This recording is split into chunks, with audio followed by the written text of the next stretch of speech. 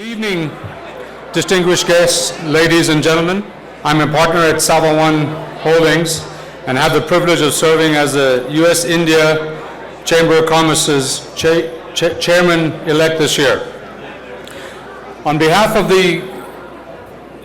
our chairman, Mr. Mahesh Sethi, our founding chairman, Mr. A.K. Margo, our president, Neil Gunaguntala, and the rest of the board of directors, it is my distinct honor to be your host for this evening's festivities. We have Krish Sethi of Green Hill School with us again this year to lead the way. Feel free to join along. Oh, say, can you see by the dawn's early light what so proudly we hailed at the twilight's last gleaming, whose broad stripes and bright stars through the perilous fight o'er the ramparts we watched were so gallantly streaming, and the rockets regular, the bombs bursting in air, gave proof through the night that our flag was still there. Oh, say, does that star-spangled banner yet wave o'er the land of the free and the home of the brave? Jana Gana Mana Adinayak Jaya He Bharat Bhagya Vidata, Punjab Sindh Gujarat Maratha Dravida Utkal Banga, Vindhya Himachala Yamuna Ganga Uchala Jaladi Taranga, Tava Shubha Name Jage, Tava Shubha Ashisha Mage, Gahe Tava Jaya Gata, Jana Gana Mangala Dayak Jaya He Bharat Bhagya Vidata, Jaya He, Jaya He, Jaya He, Jaya Jaya Jaya Jaya He. Let's give Krish Sethi another round of applause for those beautiful renditions. Good evening, ladies and gentlemen. President Kaplan, Honorable Consul General, Assistant Secretary of State Nisha Biswal, Mr. David Johnson, Mayor Pro Tem Alonzo, who I don't think is here yet, elected officials, city leaders, community leaders, business leaders, chamber members, honorees, and friends. As many of you know, my name is Neil Gunaguntala, and I have the privilege of serving as the president of this fine body.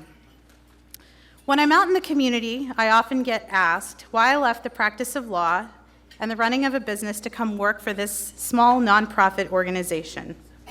So I thought I'd take just a minute to share with you why I think this organization is so important. Like some of you in this room, my parents moved to the US in the early 70s to pursue higher education and economic advancement. And being immigrants to a new country, they had to adapt. They changed the way they dressed. They changed the way they talked by consciously Americanizing their accent and adopting new words into their vocabulary. They changed the things they cooked. My mom learned how to use a springform pan and make cheesecake. And they adopted traditions unfamiliar to them, like putting up a Christmas tree and singing jingle bells, all so that they could raise an American family. And like many American immigrants, they're proud of their heritage and share a love for their motherland, the motherland that taught them to be global citizens.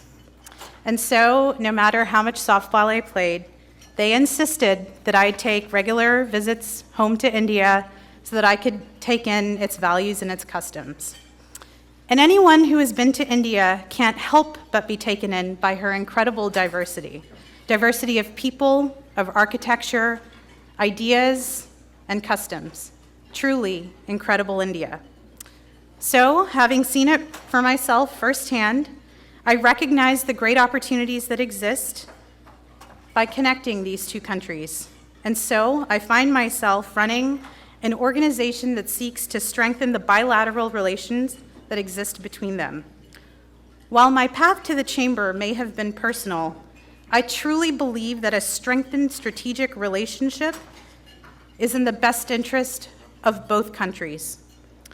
While we here in the United States may have the most technologically advanced community, broad and technical higher education, and creative ingenuity that is rarely seen in the world today, India and Indian Americans bring great opportunity in terms of an educated and technically advanced workforce and 1.2 billion consumers of American products and services. And politically, India, the world's largest democracy and a partner in its global war on terror, remains a strategic partner for us here in the United States. It is no wonder that political and business leaders in both countries continue to forge stronger bonds of friendship. Thank you to our Presidents Bush and President Obama, Prime Minister Singh and Modi, and of course our own Senator Cornyn for taking the lead and bringing these countries closer together. Since 1999, 17 years ago, when the Chamber opened its doors, it has been helping to connect people, organizations, businesses, political leaders, community leaders, and people through the hard work of its board members and through its leadership.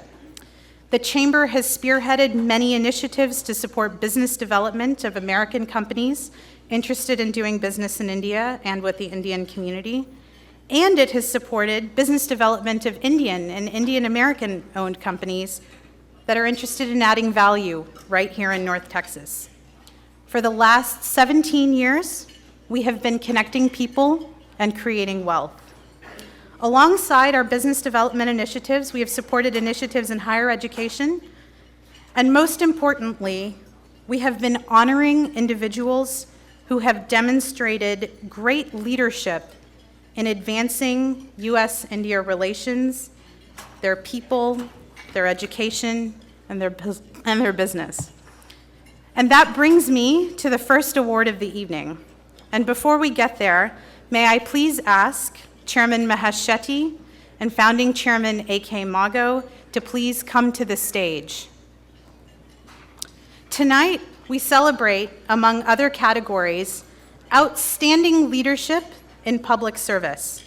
And there can be no better example of outstanding leadership in public service than U.S. Assistant Secretary of State for South and Central Asian Affairs, Ms. Nisha Biswal.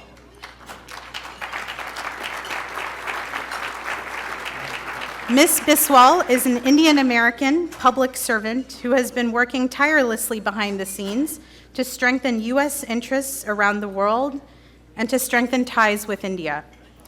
Ms. Biswal oversees U.S. foreign policy and relations in Bangladesh, Bhutan, India, Kazakhstan, Kyrgyzstan, the Maldives, Nepal, Sri Lanka, Tajikistan, Turkmenistan, and Uzbekistan. During her tenure, she has focused on strengthening bilateral relations and regional relationships to enhance the security, stability, and prosperity of South and Central Asia. And under her leadership, the U.S. has supported economic development and encouraged economic interests and connectivity within South and Central Asia as a part of the U.S. rebalance to Asia. In addition to that, she has a long and illustrious career in various other governmental and non-governmental roles, which I will not get into tonight. But please help me in welcoming Ms. Nisha Biswal, our honoree tonight, our outstanding leader in public service.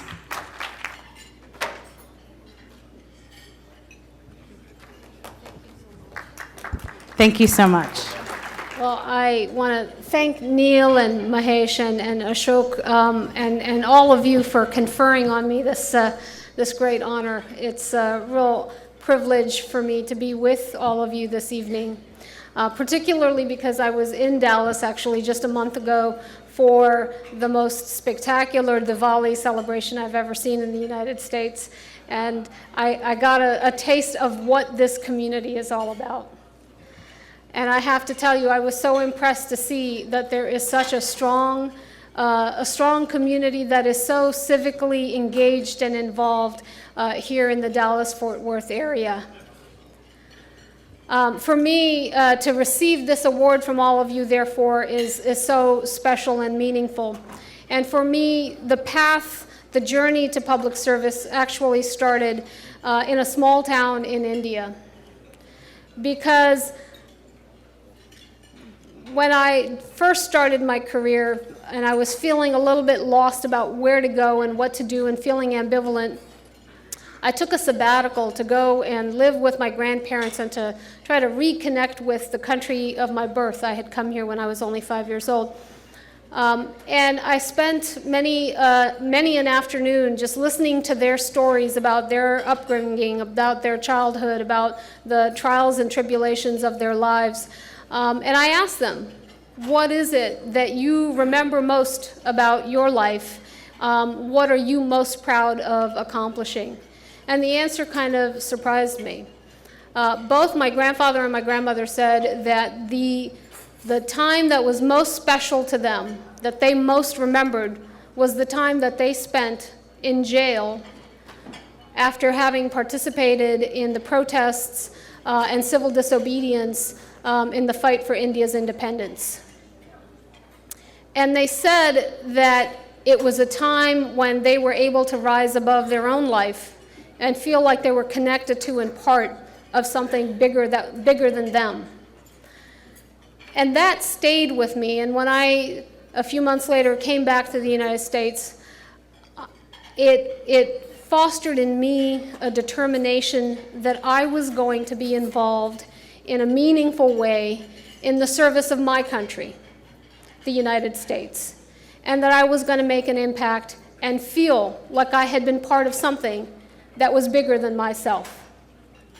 And that is what has led me into the position that I have been able to occupy over the last 3 or 4 years when President Obama had the confidence in me to appoint me to be Assistant Secretary of State for South and Central Asia.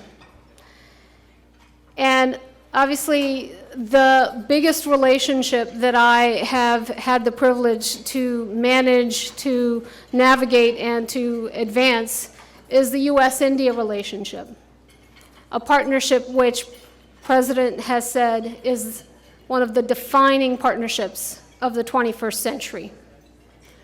A partnership which Prime Minister Modi has said not only advances the interests of the Indian people and the interests of the American people, but one where our two democracies working together advances the peace, the prosperity, and the interests of the global population.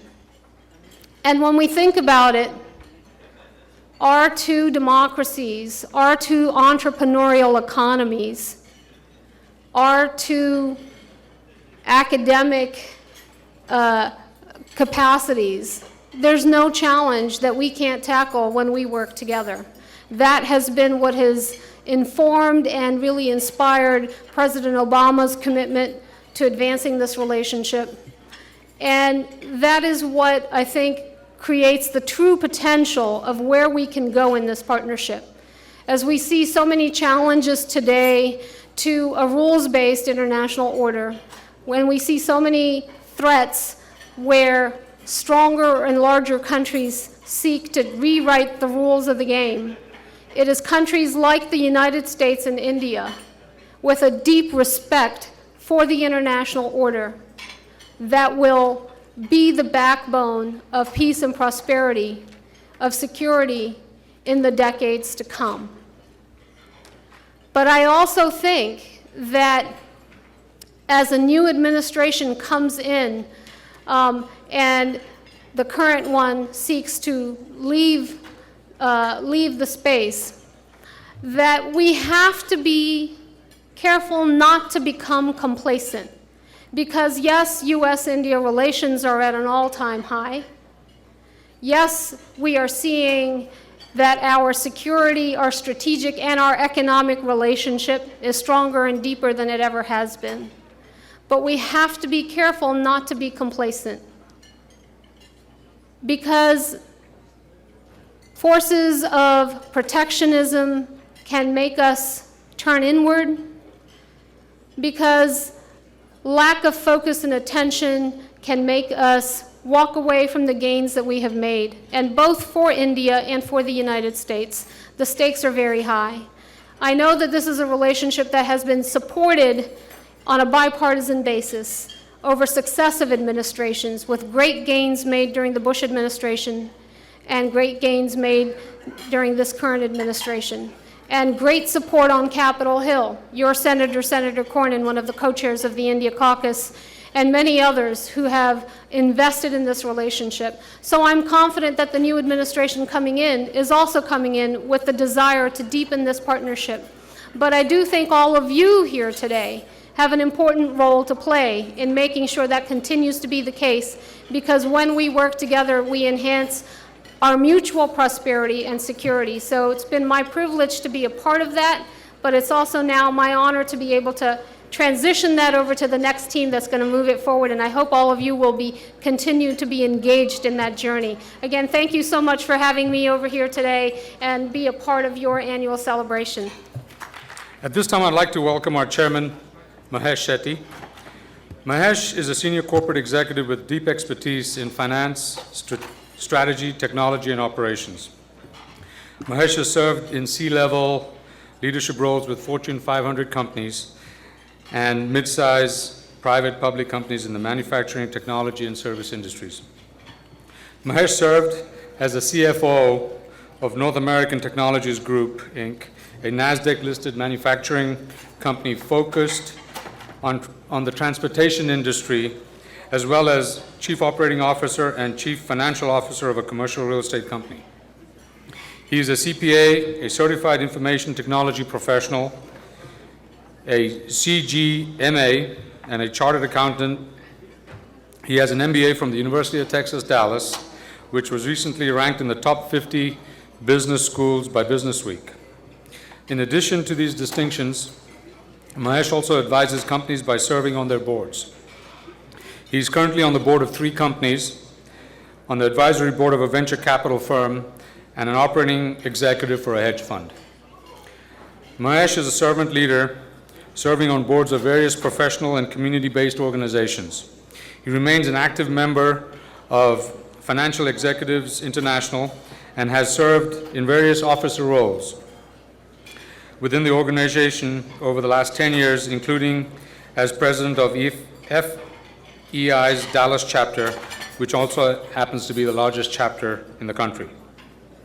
Mahesh also serves on the board of Mothers Against Drunken Driving, as a judge for the Dallas Business Journal Awards, and of course as chairman of the U.S.-India Chamber of Commerce.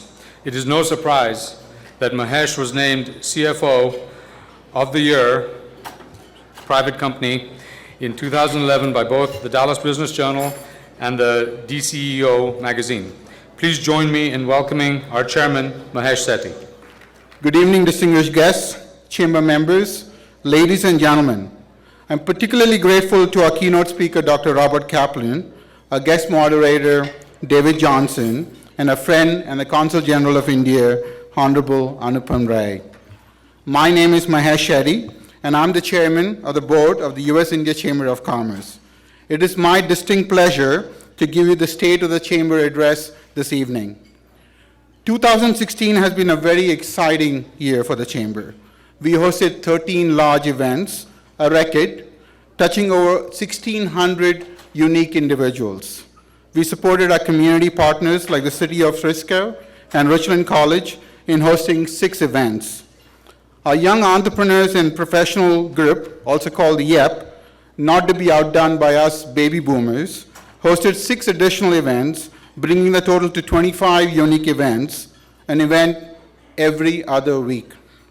If you look around here and witness the camaraderie and the friendship that permeates this event, it's because we see each other so often, we cannot help but feel that we're coming home. Our weekly communications reached over 2,900 individuals, a 26% increase over last year. Our 2016 events range from knowledge events and seminars, like our ever-popular franchising event, to new events like the Chamber's first annual technology conference. These events have tremendous value for our Chamber members, providing them with opportunities to learn, connect, and thereby grow, which fulfilling our motto of connecting people and creating wealth right here in DFW. In addition to hosting large events, the Chamber and the board members took over 400 meetings this year with member companies seeking to connect companies and enhance the individual business development efforts. 400 meetings, a meeting every single day of the year, and then some. If you need to speak to a bank or a capital source or need an introduction to a prospective customer, call us. We're here to help you. We connect people and help you create wealth. And in keeping with the theme of connecting people, our Chamber has been part of the national conversation for some time and plays a very influential role in Indo-US relations.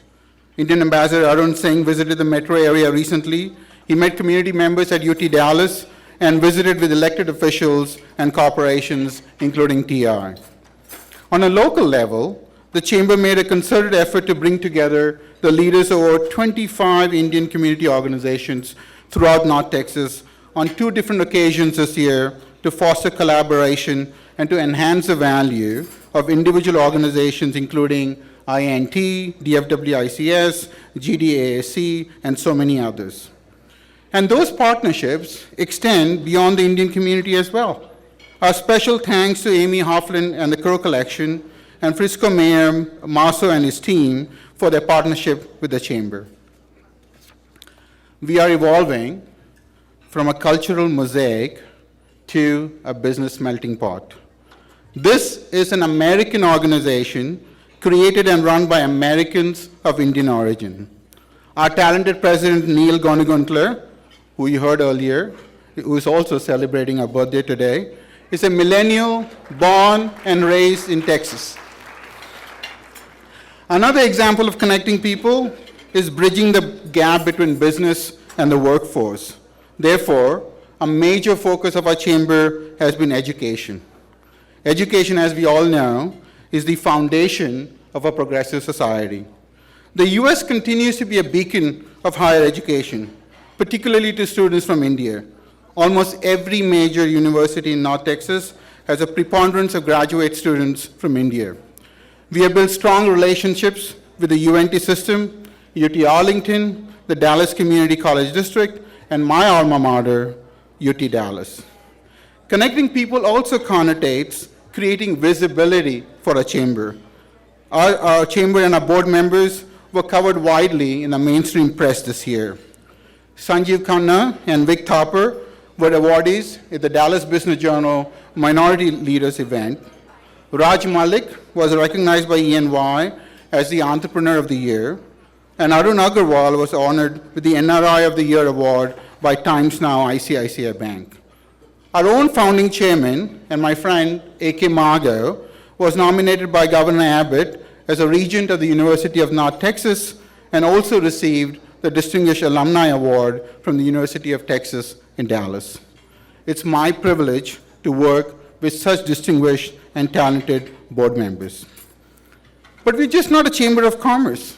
We're also a Chamber of Heart. Through osmosis, we have absorbed the philanthropic nature of our society. Learn, earn, and return, over and over and over again.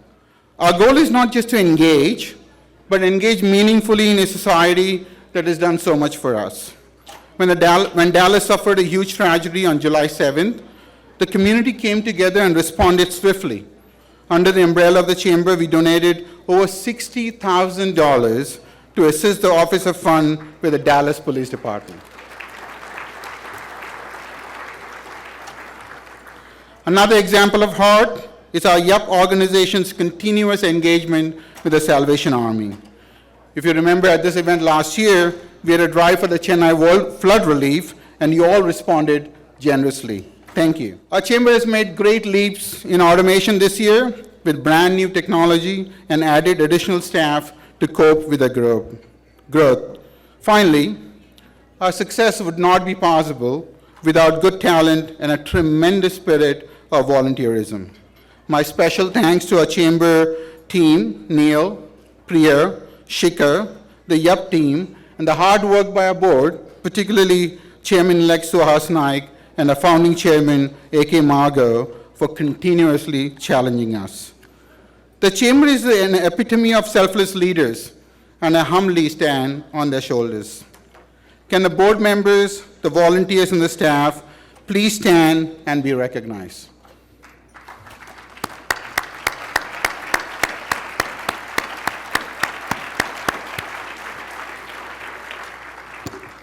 Thank you, and thank you.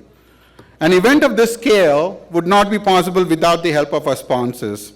Our platinum sponsors this evening are the Naveen Jindal Institute of Indo-American Business Studies at UT Dallas, the Davis Yost Group at Morgan Stanley Private Wealth, and Trans Global Technologies. We also appreciate and thank our many platinum, gold, and silver and media sponsors. Thank you for supporting us. We are grateful for your support. I'm proud to say that the state of our chamber is sound, our vision is clear, and our future is bright. We connect people and help our members create wealth. As 2016 recedes into our rearview mirrors and 2017 peaks over the horizon, on behalf of the board and the U.S.-India Chamber of Commerce, I would like to wish you happy holidays and a prosperous 2017. God bless the chamber and God bless America.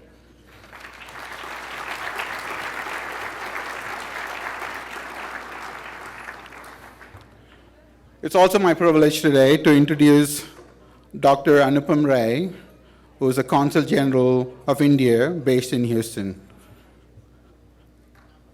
Mr. Ray is a physician by education and actually was a neurosurgery resident before he joined the Indian Foreign Service in 1994.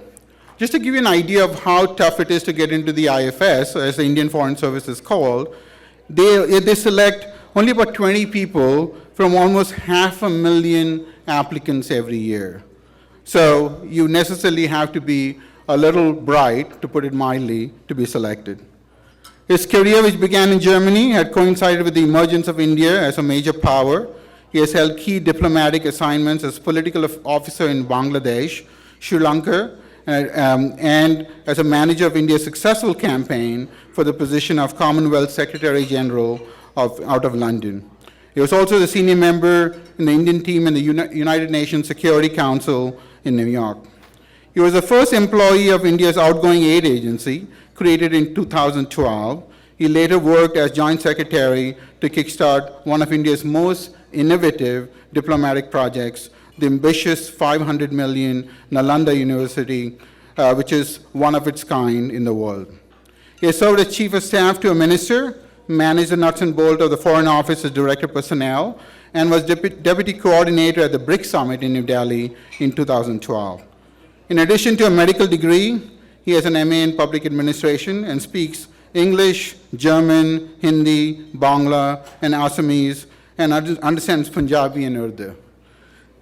He has been a fellow at the Center of Strategic and International Studies in DC, and before he came on to Houston, he was on a 2-year sabbatical as a visiting professor at the Patterson School of Diplomacy and International Commerce at the University of Kentucky. He's married to Amit Goldberg, who is also a doctor, and he has 2 beautiful children. So, as he comes on, I would like to invite him here. Dr. Ray, one of the things that I want to share with you on a personal note, I was in the audience when you spoke at the University of North Texas, and I must confess that your ability to synthesize different cultures and bring it in a harmonious way to make it relevant to the audience was very, very inspiring. Thank you. Everybody, please give a warm Texas welcome to Dr. Rai. Thank you very much. Good evening, everybody. Thank you for inviting me to speak. I will necessarily have to be brief because I have to catch a flight back to Houston. I came in because I can't say no to Mr. Mago. I'd like to, he told me what his full name is. It's Always Kind Mago. That's apparently what AK stands for, and he's been extremely kind to me, at least, much of the time. When I heard Assistant Secretary of State Biswal speak, it was a bit of a shock because she basically took all my talking points. The essential point that I was going to make today was the strength of the India-US relationship, and she made all the, she basically said most of what had to be said. The story of the Indian community here parallels and complements the story of India. You know, there's a book which came out recently about India-US relations, and the book is actually describes the relationship in terms of 10 crises. That was history. Today, the success of the Indian community here in the United States has built in India an enormous goodwill for the United States, family story by family story. It is very difficult to meet an Indian who does not have a relative or an acquaintance in the United States and who has almost invariably had a good experience. So this goodwill that exists for the United States in India today is because of the success of the Indian community here, and because of a country like the United States, which allows a community like this to succeed.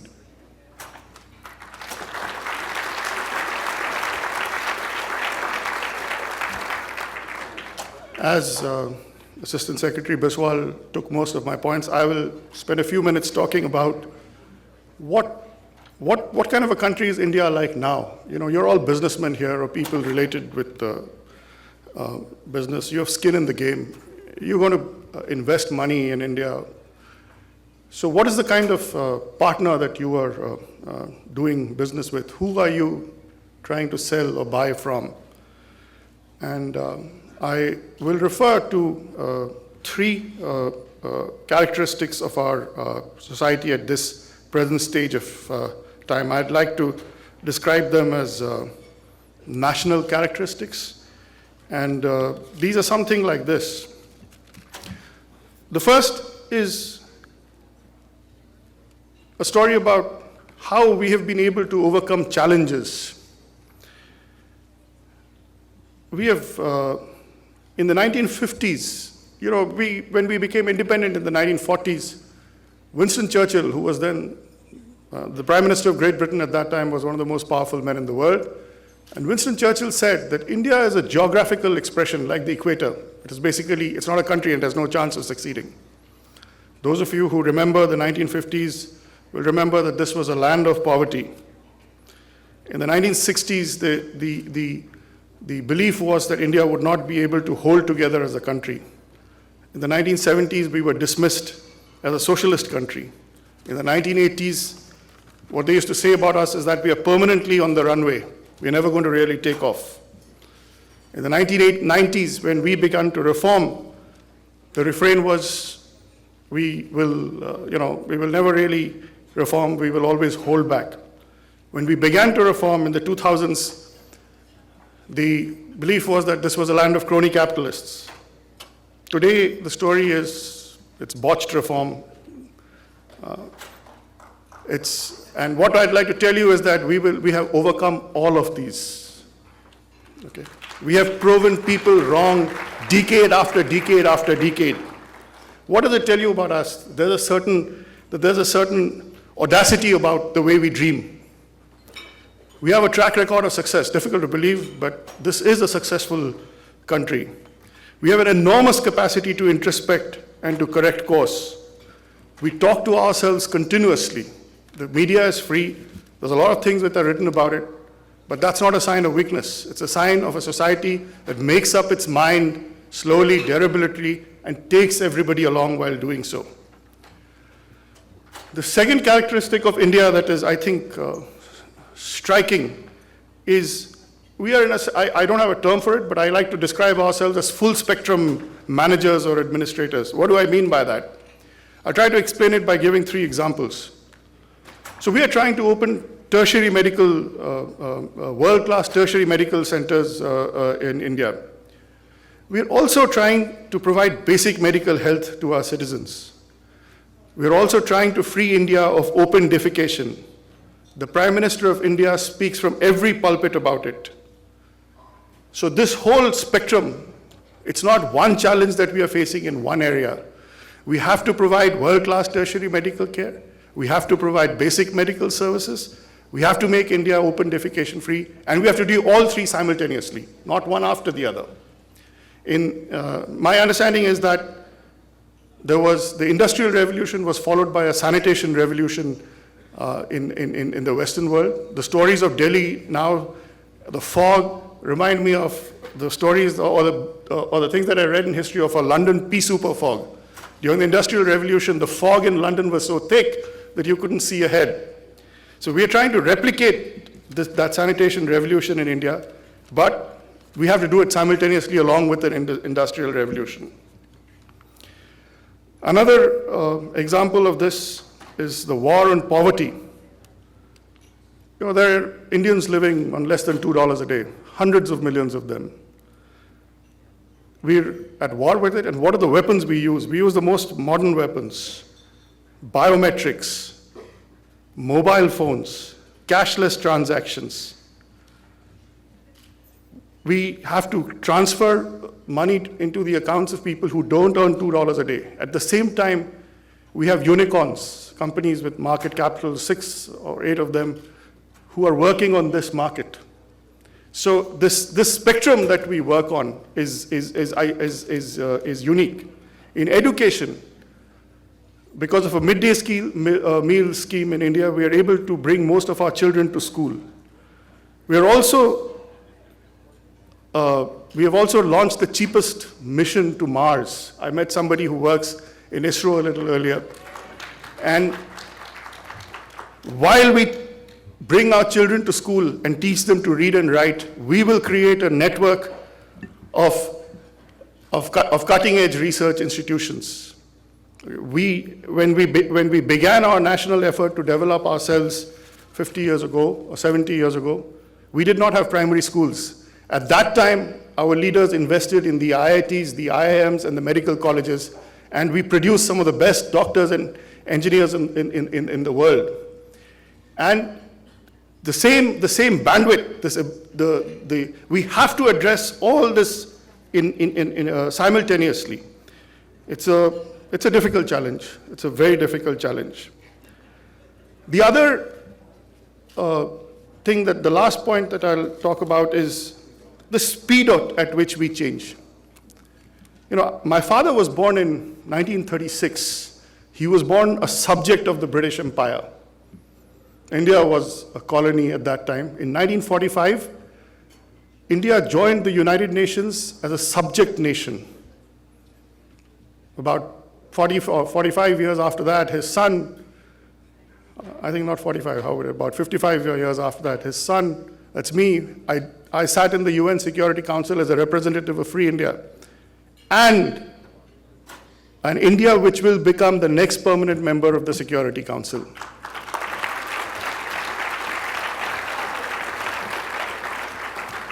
My father told me that he survived the Bengal famine of 1943.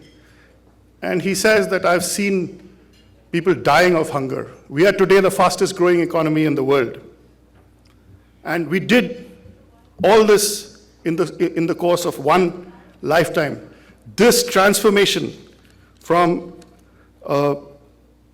basically a colony, from a country where life expectancy was 36 years in 1947 to where we are today, a beacon of democracy, the fastest growing economy in the world. a source of intellectual capital, a source of people like the Indian community here who are the pride of both India and America. All this was done in the course of one lifetime. That is one of the most, as far as I know, remarkable transformations in human history. Thank you very much. I would like to end by telling all of you, do business with India. You can't go wrong there. There's a lot of money to be made. There are good business opportunities in whichever area that you look at. If there's anything that I can do to help you in that area, I'm at your service. Thank you very much. Thank you for your remarks, Consul General Ray. At this time, I'd like to welcome our Chamber's founding chairman, the man who has been there since the beginning, Mr. Ashok, also known as A.K. Mago. A.K. really needs no introduction. He has served on almost every board and in almost every noteworthy organization in Dallas, including but not limited to Director of the Dallas-Fort Worth International Airport Board, Chairman Emeritus, Greater Dallas Asian American Chamber, Commissioner of the City of Dallas Planning and Zoning Commission, member of the Executive Board of Dallas Visitors Dallas Visitors and Convention Bureau, sorry about that. Member of the Executive Board and Board of the Greater Dallas Chamber of Commerce, Chairman of the Urban League of Greater Dallas, past Chairman, Board of Trustees of the DFW Hindu Temple Society, past District Governor, District 211 of the Lions International, member of the Advisory Board of the Salvation Army. Currently, AK is also serving on the Board of Regents for the UNT system. Among others, AK is a longtime community servant who has been honored numerous times both here and in India for his work in advancing U.S.-India trade relations and business development. Most notably, AK received two of the highest civil honors by the government of India, as well as others, including Padma Shri, Government of India, Pravasi Bharatiya Samman, Dallas Business Journal Minority Business Leader Award, President's Award of Outstanding Service, Lions International. Please join me in welcoming A.K. Mago.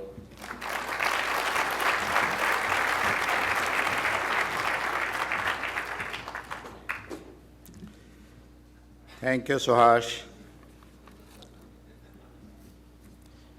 Before I introduce our two distinguished guests, I would like to make a request to each and every one of you in this room. Please be courteous to the speakers. I know we all love to talk. I am one of those who can talk for 3-4 hours without any interruption. But I think we owe it to them. So if all the serving staff will not serve anything for the next 30 minutes, and for all of us to listen what our two distinguished guests has to say this evening. It may give you opportunity to make some money. Because one is the President of the Federal Reserve. I don't know if he will give us any pointers today or not. And of course, David Johnson can. Good evening, ladies and gentlemen. It's my distinct pleasure to introduce tonight's key guests, Mr. David Johnson and Mr. Robert Kaplan. Let me start with David. I have lived in Dallas for 42 years. I have been listening to the radio since then because I could not afford a TV. Just had to buy a radio when you bring only $8 when you leave India. So I had no choice, David, but to listen to the radio. and for the last 30 years have been listening to David Johnson on KRLD for his insights on what is happening with business here in Dallas and on Wall Street and around the world. One day, David sounds like a Santa Claus giving you good news. The other day, you are not very happy with him when you look at your portfolio and your stocks are down. But it's not his fault. He's just conveying the message. David, since the mission of U.S.-India Chamber is to improve trade between Texas and India, and since Robert Kaplan is clearly one of the smartest economists in the world, I am hoping that you will ask him some tough questions like how the recent demonetization is going to impact trade with India and what suggestions he might have for improving trade with India.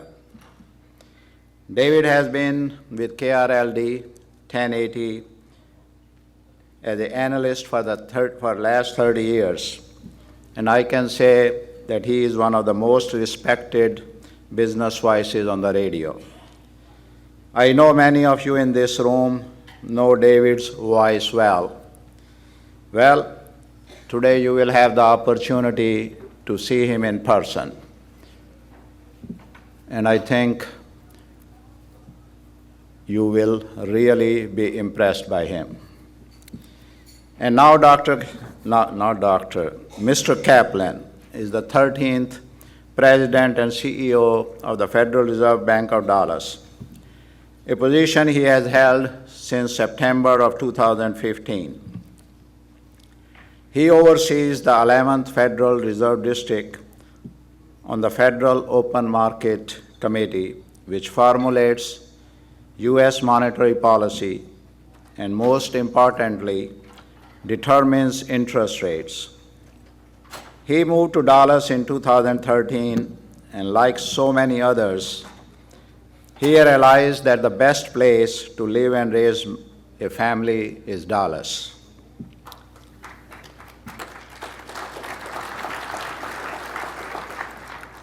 He subscribes to the motto that I wasn't born in Texas, but I got here as fast as I could. Well, Mr. Kaplan, I got here before you. You shall have to run faster next time, even though I had farther to travel. Robert Kaplan was vice chairman of the Goldman Sachs Group, with global responsibility for the firm's investment banking and investment management division. Previously, he served as global co-head of the investment banking division. Mr. Kaplan, I like your roadmap. First make money, then teach, then serve. Dr. Kaplan has had a long, illustrious career. Prior to joining the Federal Reserve Bank, he was previously the Martin Marshall Professor of Management Practice and is Senior Associate Dean at Harvard Business School, where he has impacted the lives of hundreds and thousands of students. More importantly, the future business leaders. And now as a Federal Reserve Bank chairman, he continues to impact the lives of millions. He is also the author of several books, including What You Are Really Meant to Do, a roadmap for reaching your unique potential. Mr. Kaplan, I wish I had met you earlier, because I am still struggling to find out what my unique potential is, so maybe I can get some help today. Please join me in welcoming David Johnson and Robert Kaplan.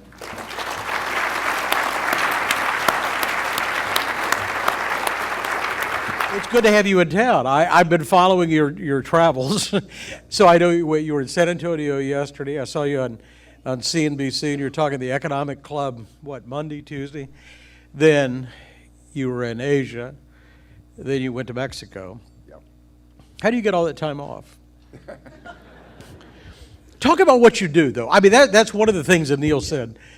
So, I mean, we have 1,300 people at the Dallas Fed. We have 12 Federal Reserve banks in the United States. We're one of the 12. But we do a number of things at the bank. We supervise all banks and regulate banks in this district. We oversee payments in the United States Treasury Services. We have a big economic staff. And what I spend a lot of my time doing is being out somewhere in the district and trying to understand economic conditions, not only in this district, including energy, but the United States and the world. And we have a very strong relationship with Mexico. We're the largest exporting state. Texas is the largest exporting state in the country, and Mexico is our #1 trading partner, so we go back and forth regularly. And the reason I went to China, I used to live in Asia and run a business in Asia. When I was on Wall Street, and China I go to because of all the countries in the world that I think has spillover risk to the United States. China is at the #1 on my list, and so I think we've got to go there and understand it, because it is certainly, I think for the remainder of my time at the Fed, it will be something we have to always consider. Wait, that sounds like something I need to know. Spillover risk. Yeah. Explain to me what you mean. So spillover risk means I'm a central banker for the United States. My responsibility is the United States, but and tonight's a great example of it. As you all know, the issue is today, unlike say 30 years ago, the world has never been more interconnected. So economies are interconnected, global supply chains, logistics, goods go back and forth across the border. We're very integrated, but financial markets have never been more integrated. I'm sure everyone in this group and portfolios you work on, 30 years ago you could have mainly a domestic portfolio. Today it's got to be global. So what does that mean? It means that if there's turmoil in China because of overcapacity, high levels of debt, currency turmoil, financial turmoil there can very quickly cause global financial turmoil, which it did in the first quarter of this year. Right. And then tightening of credit conditions in the United States, credit spreads widening to where we actually have to respond to it. And that happened just 8 months ago. Seems like a long time ago, but it just happened this year, and it's got to be a factor in our thinking, being central bank of the United States. Well, there are the positive aspects of globalization and obviously the negative, the Right. pitfalls. I'm going to come back to that because we want to talk about India in particular. But look, I've really been looking forward to this. I always enjoy our conversations, but particularly now, this has been an absolutely remarkable 3 weeks. I mean, I've watched the Dow go up 1,000 points. I've watched the bond market absolutely get crushed. The bond market, the marketplace has done your job. They've already raised the interest rates. The Fed's going to be, an after the fact. And I've watched the dollar gain strength against everything. Yeah, so you keep saying the markets have done our job. We just talked earlier, but and you know what I'm about to say. So my career for the last 30 years would be to try to handicap what was going to happen and then position financially to anticipate it. Right. My job as a We're central... talking about at Goldman Sachs. That's right, and even running a hedge fund, which I did Right. as chairman of a hedge fund. My job as a central banker is a little different in that my job is to take into account financial conditions, but primarily to the extent they affect underlying economic conditions. And I know from experience, and you do too, that when the markets move this way, sometimes they move this way, and then they go this way because events unfold, and sometimes the market anticipates them correctly, and sometimes it anticipates them incorrectly. My job and our job at the Dallas Fed, and the Fed generally, is to understand economic conditions in this district in the United States. And I need to be patient, and particularly into 2017, I'll need to show patience to wait to see what actually unfolds, because it may or may not be what we anticipate, and then see how that affects economic conditions, and then we'll adjust economic policy accordingly. But it really looks like, it's not different this time, but it really looks like there may be a sea change going on right now. And I know we can't go by one economic indicator Sure. and everything else, but we had the employment numbers that came out today with the Deputy Secretary of Labor on the show tonight. And he says the numbers are real. He swears it's not an aberration that the unemployment rate really did drop to the lowest level in 9 years, and that the unemployment rate, specifically with adult males, is like 4.3%. And I don't see the inflation coming, but usually you see wage inflation coming with that, and there's some negative consequences. So this has been the story going on all year. So if you actually look, it seems like we've been up and down this year. If you take the average job growth for the first 3 months, 6 months, 9 months, all year in 2016, and then to today, it's averaged about 175, 180,000 jobs. So it's interesting, the number that came out was right at the average. Now, what's been going on is the participation. So we don't look at just headline unemployment, which is 4.9%, was before today, now 4.6. We look at other measures of labor slack. You know, how much room is there in the economy? We look at discouraged workers, people working part-time who would rather be working full-time. And a number of other, and we look at the participation rate. Lots been made of that. It was 66% in 2007. It is 62.7 as we sit here today. It actually ticked down. So what's gone on is we had 180,000 jobs plus or minus. The unemployment rate went from 4.9 to 4.6. Part of that was because the participation rate went down. So why is that? What we believe at the Dallas Fed in doing this work is this participation rate has been gradually declining. And I'd love to tell you that a lot of it is cyclical, but our own judgment is a substantial amount of it is based on aging demographics, i.e. people are aging out of the workforce. That's an important point. I don't want to interrupt, but I mean that, because 3 years ago they were saying people gave up because they knew they couldn't find a job. Now they can find a job if they want it. Yes, and so what we're seeing is participation rate is, anyhow, is down to 62.7. And the long and the short of it is if you project out another 10 years from today, because of continued aging of the workforce, this is, by the way, going on in every advanced economy, we think the participation rate will be below 61% within the next 10 years. So what's that mean? Creates a headwind for GDP growth. Why has GDP growth been so disappointing over the last several years? One reason is the household sector in the United States has spent the last 8 years deleveraging. They were historically highly leveraged in 2008, and it's taken this many years for them to deleverage.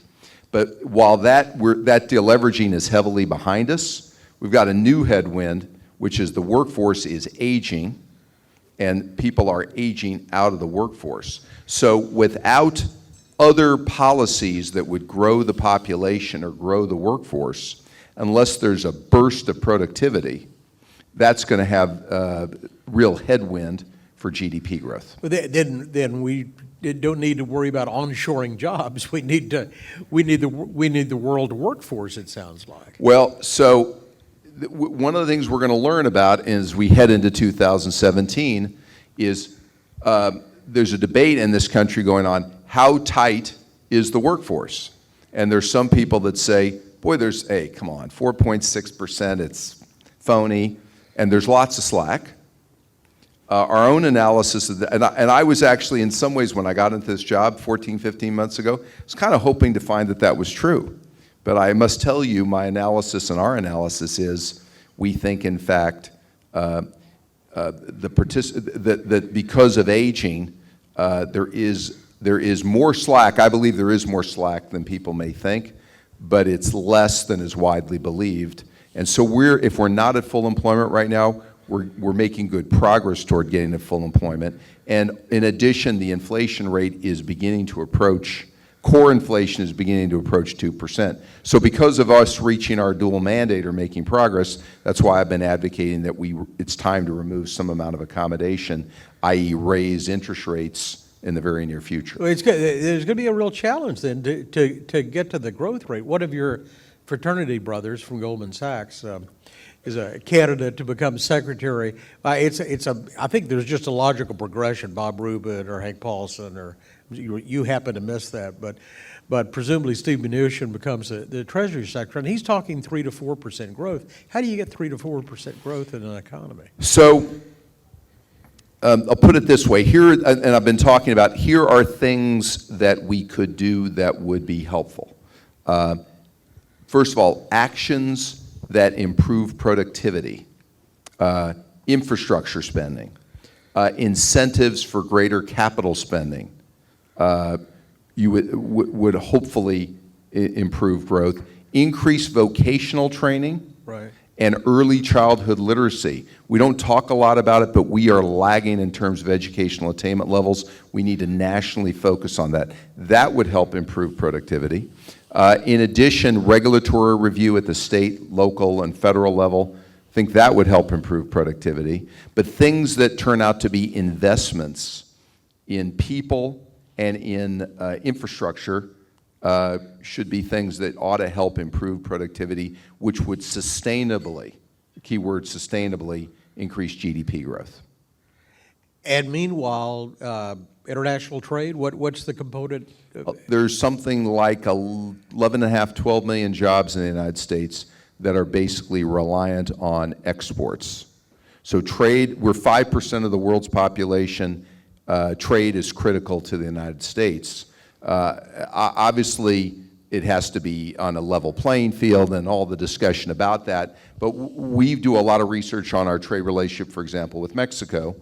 It is our analysis that 40% of the imports from Mexico to the United States, 40% of the content of those imports is U.S. content.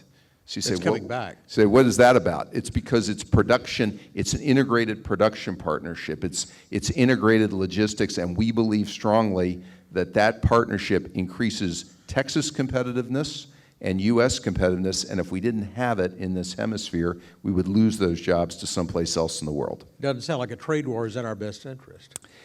What we try to do is stay away from the politics at the Dallas Fed, well, but focus on the facts and our analysis, which people can debate and disagree with, but our belief is trade and some of these partnerships are helpful to creating jobs here and improve competitiveness. Let's go back. We promised we want to talk about India a little bit. And again, my study, I know you all know all about this. And again, you were head of the Asia Pacific investment banking for Goldman Sachs. Yeah. Lived there for a long time. You know the area, you know the entire area. What the hell is this demonetization business? How can you just tell somebody that the money you have, that you've got a 500 rupee, note that's no good? Yeah. Yes. So, is there a precedent for that? That's a good question. India, first of all, India is one of the bright spots in the world in terms of GDP growth, and you look at countries in the world that are growing at high rates. India is right at the top of the list. But part of improving is reforms, and in India, and we talked about it a little earlier, the speaker talked about it, one of the reforms that India is trying to address is, for lack of a better, corruption, how some of these currencies are being used because they want to discourage it. So what you find is when a country goes through these kinds of reforms, it can be painful and can be disruptive because people have to adjust to it. And so I applaud and understand what India is trying to do. Obviously, when you're trying to do these things, the execution of it is challenging, and I think that's what we're seeing. We saw that here. You remember the Saturday Night Massacre? I don't know. A lot of you probably remember. Paul Volcker raised interest rates in this country 1%, 100 basis points overnight. Yeah. And blindsided everybody. And that was really painful. But he was trying to break the back of inflation. Listen, surprise in any of these actions and reforms, monetary policy, you name it, is challenging. But you've got to admire, I will say from sitting here, you have to admire the courage of the leadership of India to try to attack these reforms and make improvements. So I understand and respect what they're trying to do. Let's come back home. We've watched oil, it bottomed out, I guess, at $26.38, Yeah. whatever. Maybe we'll All never this see year. that again. Yeah. And now back, not that comfortably above 50 on West Texas Intermediate. Yeah. I know your district doesn't really live and die by oil, contrary to popular But we belief. study it heavily here at But the it's Dallas really Fed. important. It is. Listen, it's on the one hand, and this is pretty devastating, energy industry was 13% of Texas GDP in 2014. It is down to around 6% today. So some of that is because of weakness in energy. Some of it is a positive story about the growth and diversification of this state. And the story of Texas has been migration of people and firms here, and so the state is really diversified. But back to energy. Energy can provide a very healthy tailwind here, and it's our judgment, even before the deal Monday, or earlier this week, or Tuesday, I guess it was, we thought global supply and demand of oil was going to get into balance by the first half of 2017. Obviously, the arrangement made at OPEC, if it's executed, will accelerate that. It's been our view that given this firming, this balancing trend, you're going to see prices continue to firm, which even though they've been volatile, they've been firming, and we think this will accelerate that firming. And if you look over the next 3 to 5 years, we think global demand is growing in 2016 about 1.3 million barrels a day on average. We think it's going to grow at least a similar rate in 2017. The reason we're getting into balance and starting to work off excess inventory is not that supply is coming down, it's demand is caught up to it.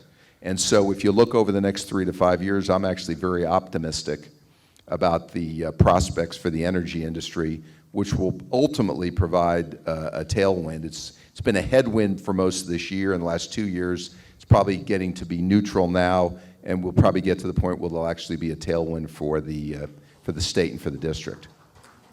And that makes people happy here. I never thought, as a Texan, I know oil is important. I want high oil prices, Yeah. and it helps all.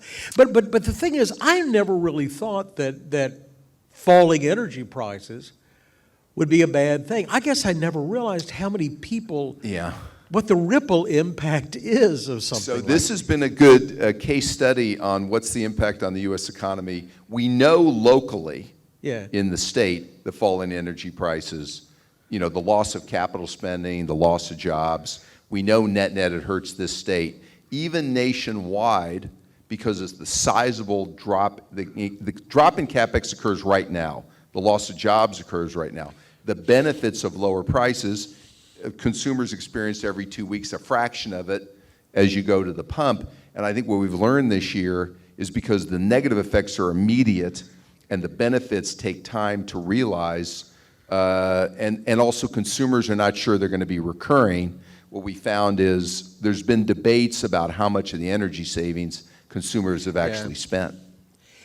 Is that true with interest rates too? But why am I suddenly cheering for higher interest rates? I mean, interest rates have dropped and dropped. And it puts, money in corporate hands, and it allows people to buy houses that couldn't otherwise. So lower interest rates is also a mixed bag. We know on the negative side it penalizes savers. Yeah. Okay, we also know on the negative side it incentivizes people, which we wanted to do for several years, but maybe not at this point. It incentivizes people maybe unduly to take more risk. It can distort real estate markets and other markets because cap rates get very low. And obviously it tends to cause people to be more inclined to buy financial assets. So when it reverses, if it happens gradually, people can adjust to it, much like the demonetization. Right. If it happens very suddenly, which you've had, if this trend continued, I'm sure there's going to be some dislocations because people just can't adjust fast enough to this level of dislocation. We're not going to talk politics, and I don't want to talk politics. Thank you. And I won't do that. But the thing is, and I watched, because I've heard you talk about this before, so I know I can bring it up. But entitlements, that's one of the things that the Fed really seems to care about. And if you guys were going to lobby congressmen and senators, I guess it would be that. I didn't hear anybody talking about No. entitlements. No. So there are four big trends, and I said one already. Aging demographics is a mega trend. It's affecting the United States. It's affecting advanced economies, and we care about it because it creates a headwind for GDP. Another big trend is I call the end of the debt super cycle, which means for most of my lifetime in the United States, for example, we were able to use fiscal policy, i.e. putting on more debt, in order to stimulate growth, either infrastructure spending or taxes or other fiscal policies. We now have 76%, we now have 76% of GDP is debt held by the public, okay? And the present value of future unfunded entitlements in the United States is $46 trillion. You combine with that an aging population where the number of workers to support the number of dependents is shifting. Less workers, more dependents. And this is why I've said in most speeches I give, it would be a healthy thing if we did some restructuring of entitlements, which should not affect people, by the way. You pick the number 50 years old and above. We could do it for future generations, either raise the retirement age or means test, and I won't get into it because it's not for me to get into, but the point is, there's no question that this level of debt to GDP, there's a question about how sustainable it is. And this will be a question as we head into 2017. If we were to increase that, we're already at a point where there's a question about sustainability of debt to GDP, and that's why we talk about it. Well, but nobody else is, are they? Did I miss it? Did this subject come up during the political? It came up. No, there hasn't been a real mandate from this to address it, but the reason it matters is, I think, psychologically. We know most Americans are either don't have savings or are undersaved for retirement. Also, in the back of people's minds psychologically, people are not, it's not invisible. And there's studies that have been done because the public is aware of the amount of debt and entitlements. They modify their behavior in anticipation of it.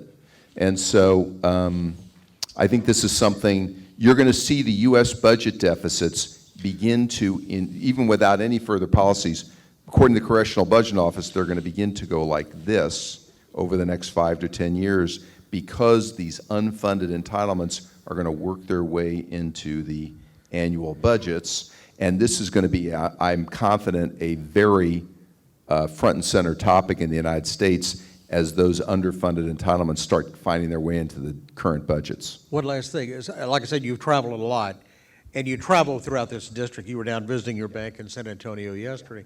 What are people talking about? What are they concerned about? Obviously, in this state, at least, obviously there's the natural local issues, energy. Yeah. We talk a lot about the migration of people and firms to the state, and I think Texas is a great story, and I'm very optimistic, as I said, about the future of Texas. But then they're talking about what's going on in the country. And the big things we're talking about are how really tight is the labor market? Yeah. Why is inflation remain so low? Why is GDP so sluggish? And a lot of the things I talk about, particularly when I go to mid-sized towns like a Wichita Falls, which is stable population but not growing, we talk about globalization, we talk about demographics, but we talk about one other thing, technology-enabled disruption, i.e. Amazon or Alibaba versus retail, Uber versus taxis. Every industry out there is being disrupted. And I think a lot of these small, mid-sized towns are losing population. Part of it is cultural and the fact that we're not growing the workforce, and so there's a war for population. And part of what's happening in the country, some of the loss of jobs is not trade. It's being attributed to trade, but a lot of it is also technology-enabled disruption, and sometimes we sort of mix all these up. And so I think people really appreciate talking through what are these big trends and maybe helping them diagnose what might be going on in their towns. Let me ask you one last thing. I said one last thing. But at a gut level, what I hear, I think I've come to realize that 2008 and 2009 scared people even more than I thought it did. Yeah. And I've watched the savings rate go from a negative 0.5% to, I think the last is 5.7. And the retailers keep wanting to know why people aren't coming. And because they always, every winter, even though you had a serviceable blue coat, orange was in, so you bought an orange coat. They're not doing that anymore. Well, so here's what's going on. First of all, wage rates have been sluggish Yeah. for a typical worker, middle-class worker, for a number of years. And the second thing's happening. While a worker may feel that he or she doesn't have a lot of negotiating power at work, got a lot of negotiating power when they shop. Because technology has allowed them to walk into a store, check the price online, and buy a product online from somewhere else while they're standing in a store looking at a product price. And so what's happening is, slowly but surely, retail is being eroded, and this trend is not changing. This is going to continue. So they're buying stuff, they're just paying less, or they're You bet. bargaining more. They're shopping, and technology has enabled them to shop. And what the impact is pricing power in my life for businesses has never been lower. The power of consumers has never been stronger. And this is part of why I believe CapEx spending in the United States has been sluggish. Business leaders know they're not only worried about sluggish demand, they're worried that the businesses they're running might get disrupted, and why invest in a model that might become a dinosaur? And so it's a very complicated, and the last impact is on workers. People in my generation, we had it much easier, yours and mine. Young people today, and I tell my students this, are more likely to fire people, are more likely to get fired in their career, and much more likely to need to change careers and get retrained. And the country has got to catch up to that. We need more vocational training. We've got to do a much better job to help people make the adjustment, because these trends are disrupting people and they feel it. And this is a community that really cares about that and can do a lot about it. And you all are very attentive. Thank you. There are a bunch of salmon that are sitting outside the ballroom door trying to get in here. I always enjoy it. We'll continue this Monday night. Good to talk to you, David. KRLD. All right, Thank you very thank you. much. Hello, everybody. My name is Anita Nirula, and I serve as a Senior Director for United Healthcare and manage their global strategies and operations. I'm a board member of the Chamber, and it's our pleasure to present the evening's award to you. At this time, I'd like to request Mr. A.K. Mago, Chairman Mahesh Shetty, Dr. Robert Kaplan, Honorable Consul General Ray, and Mr. David Johnson to please come to the stage. Oh, they're already here. Thank you, Anita. Our first award winner evening goes to Narendra Pranav of Chase Hospitality for Industry in the hospitality industry. Mr. Pranav serves as the principal owner of Chase Hospitality LLC and has been in this industry since 1981. Mr. Narendra Pranav and Dilip Pranav built their first development in 1991 under the Best Western flag. Since then, they have developed over 15 projects here in DFW area under Marriott and Hilton flags. Additionally, Mr. Pranav was the first Indian American to hold a franchise agreement with the Marriott in DFW, has held since 1998. He remains the largest Marriott developer in the DFW area. Please join me in welcoming Mr. Narendra and Mr. Pranav and Mr. Dilip Pranav.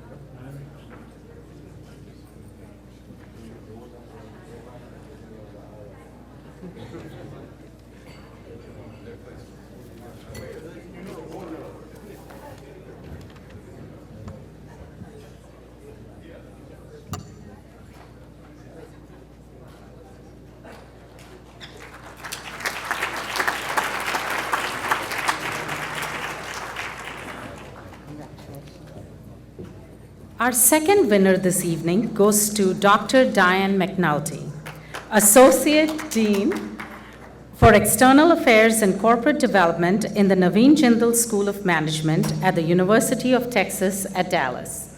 She also serves as the Executive Director of Management, the school's bilingual magazine.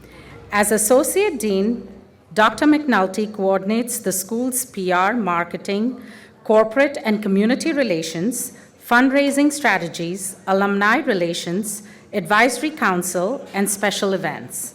She annually teaches graduate and undergraduate courses in corporate governance and in ethics in international business and in executive education program, and previously organized the International Experience class.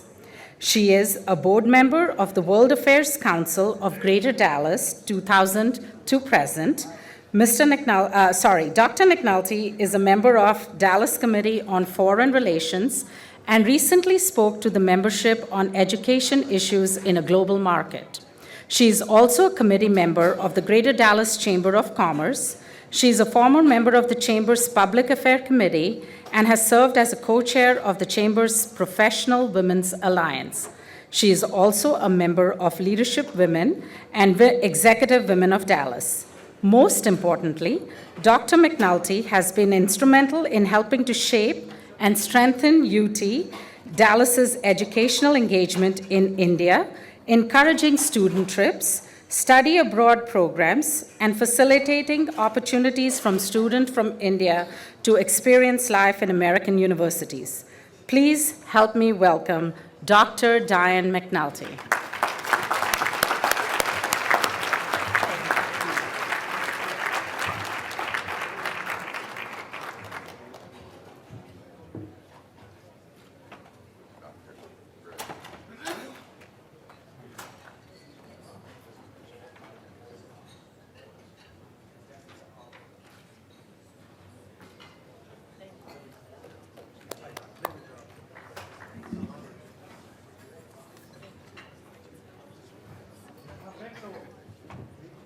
Our next award goes to Ekal Vidyalaya for outstanding leadership in community service.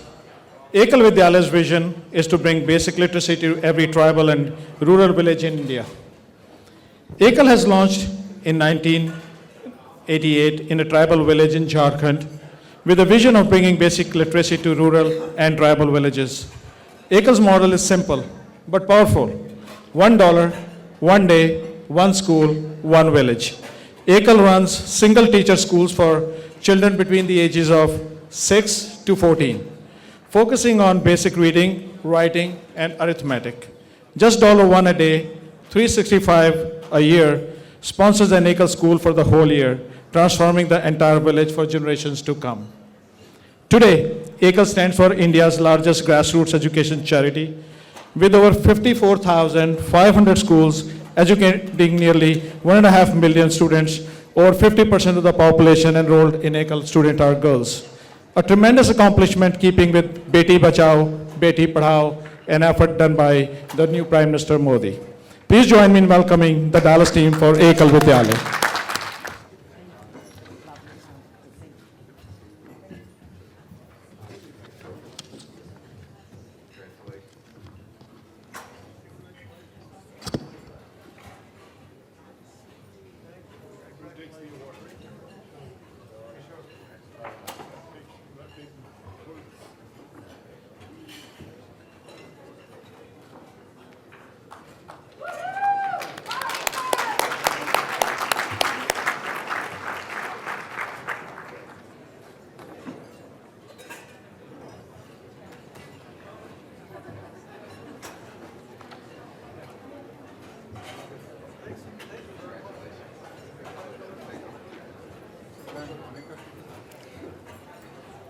And last but not the least, our Entrepreneur of the Year goes to Mr. Prabhu Patil of Prolam Global Corporation.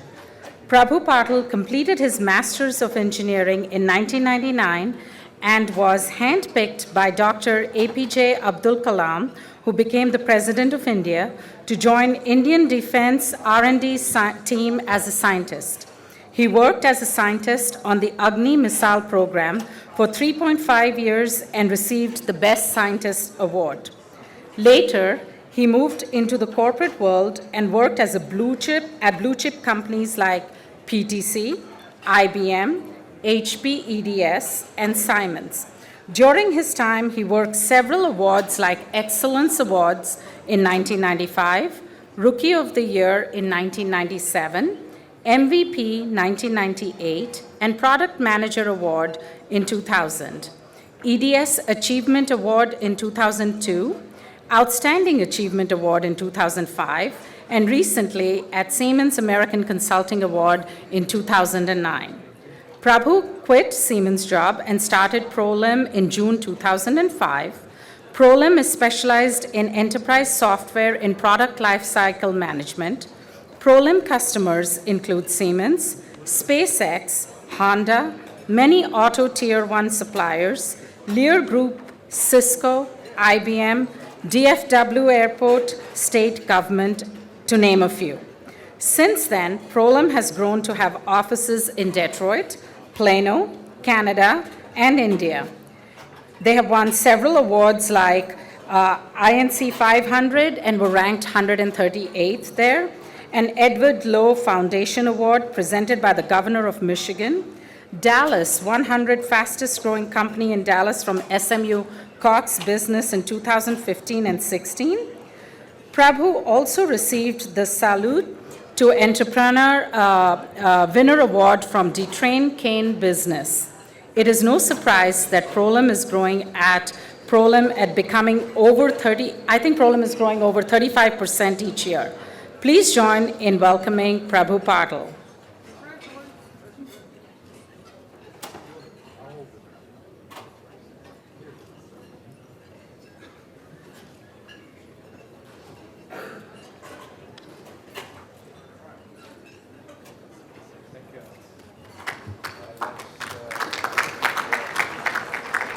Ladies and gentlemen, this concludes the award portion of our ceremony for tonight.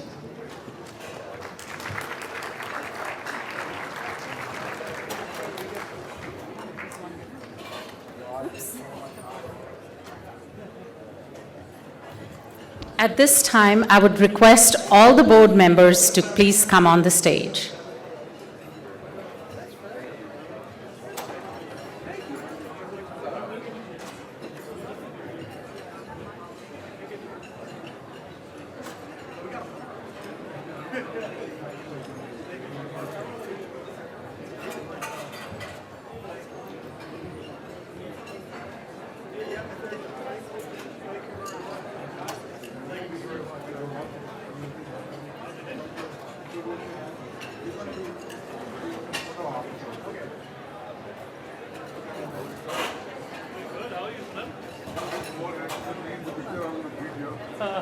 Remember that I told you already.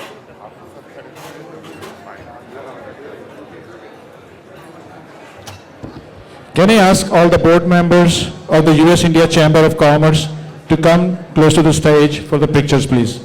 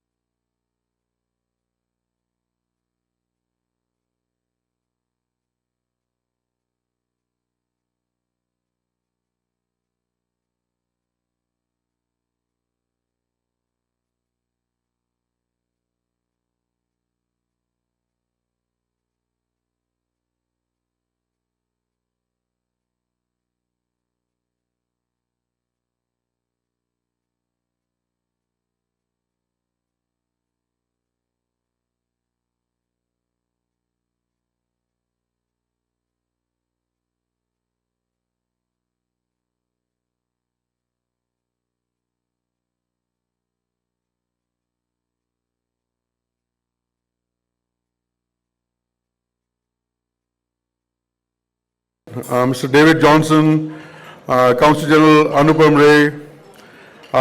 We are very grateful for the evening that we were able to enjoy. And also I wanted to thank the Assistant Secretary of State, Nisha Biswal, Mayor Maso from Frisco, and also Mayor Pro Tem Alonzo. Mr. David Johnson, again, thank you very much for raising the fiber of the discussion, and grateful for that. The festivities could not have been possible without the support of our sponsors and our community partners and members. And I do want to mention our patrons, the Naveen Jindal Institute of Indo-American Business Studies at UT Dallas, the Davis Yost Group at Morgan Stanley Private Wealth Management and Trans Global Technologies, and all the sponsors for the evening. Thank you very much to each one of them, as well our community partners and our members. Many of you have been with us for years, and we thank you for your continued partnership as we grow this chamber to the next level. To our newest sponsors, thank you for joining us this year. We look forward to a long, fruitful, reciprocative partnership in the new year and beyond. And I think we can all agree that it has been a very enjoyable and informative evening. None of this would have been possible without the dedication of the US India Chamber of Commerce board and staff. I first and foremost would like to thank our chairman Mahesh Shetty, and tonight's host of the evening, the banquet chair, and also the master of ceremonies, Suhas Nayak, our chairman-elect. We have seen many positive changes that were a result of Mahesh Shetty's insight and guidance, and thank you, Mahesh. We would also like to thank all of our past chairs for their continued support, as well as our board members without whom none of this could have been possible. Finally, I want to thank our chamber staff, including our office manager, Priya Chandran, and our team member, Shikha Agarwal, and all the volunteers who helped us, and especially thanks to our president, Neelima Gunaguntala, for having her birthday today, getting married in another 21 days, and still organizing this entire banquet. Thank you very much to each one of you for coming. Thank you.